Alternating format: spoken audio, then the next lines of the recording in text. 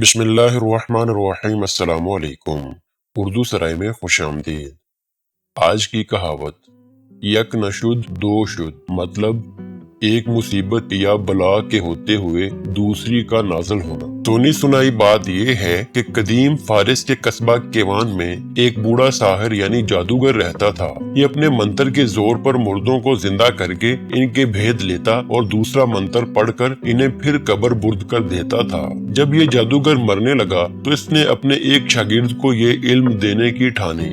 چنانچہ شاگرد نے گرو کی کئی دن تک خدمت کی اور دونوں منتر سیکھ لیے۔ ایک روز بوڑھے گرو کا انتقال ہو گیا۔ شاگرد اس کے کفن دفن کے بعد گھر واپس آ گیا۔ کچھ روز بعد اس نے سوچا کہ منتر آزماتے ہیں۔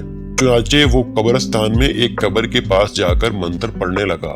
دیکھتے ہی دیکھتے مردہ قبر پھاڑ کر باہر نکل آیا۔ لاش کی خوفناک شکل و صورت دیکھ کر شاگرد ڈر گیا۔ اب منظر یہ تھا کہ مردہ اس آدمی کے پیچھے پیچھے اور یہ آدمی چیخیں مارتے ہوئے آگے آگے بھاگ رہا تھا۔ وہ دوسرا منتر پڑھ کر مردے کو دوبارہ قبر میں بھیجنا چاہ رہا تھا، لیکن خوف کے عالم میں وہ دوسرا منتر بھول چکا تھا۔ اچانک اسے خیال آیا کہ گرو کی قبر پر جا کر اسے زندہ کر کے منتر معلوم کرنا چاہیے۔ چنانچہ وہ اپنے گرو کی قبر پہ جا کر مردے کو زندہ کرنے والا منتر پڑھنے لگا۔ تھوڑی ہی دیر بعد گرو کی لاش قبر سے نکل آئی، لیکن یہ کیا، یہ مردہ بھی شاگرد کے پیچھے پڑ گیا۔ اب ایک کے بجائے دو مصیبتیں آن پڑیں تو شاگرد چیخ چیخ کر پکارتے ہوئے بھاگا جا رہا تھا اور کہہ رہا تھا، یک نہ شد دو شد، یک نہ شد دو شد۔ اس کہاوت سے جڑی دوسری کہانی کے مطابق ایک بڑھیا جنگل سے لکڑیاں چن کر لایا کرتی تھی۔ ایک دن جنگل میں اسے بڑے سائز کا ایک قیمتی ہار ملا